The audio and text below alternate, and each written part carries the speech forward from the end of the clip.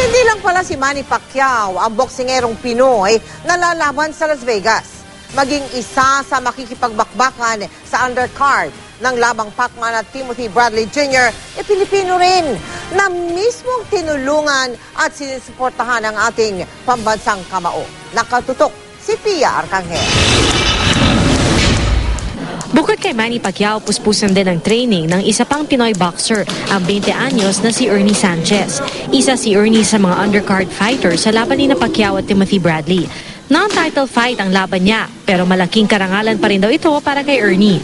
Masaya, excited. Sino naman hindi mag-excited itong laban ito na undercard ni Manny Pacquiao.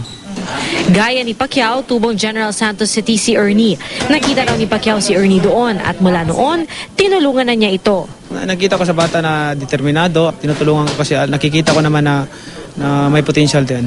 Ang assistant trainer ni Pacquiao na si Nonoy Neri ang nagtitrain ngayon kay Ernie. Malaki ang kumbiyansa niya sa kakayahan nito. Sa nakita ko, may power at saka talagang walang takot sumuntok. Matapang.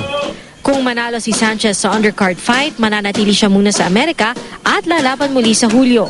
Sa ngayon, sinasamantala niya ang oportunidad na makasama sa training ang nag-iisang 8th Division World Champion sa mundo. Malaking tulong ni Sir Kong na nasabay ko ng pag-training at saka hindi ako sa bawat training, hindi naman ako mapapagod kasi siyempre nandyan si Kong. Mula sa Los Angeles, California, Pia Arcangel, nakatuto, 24 oras.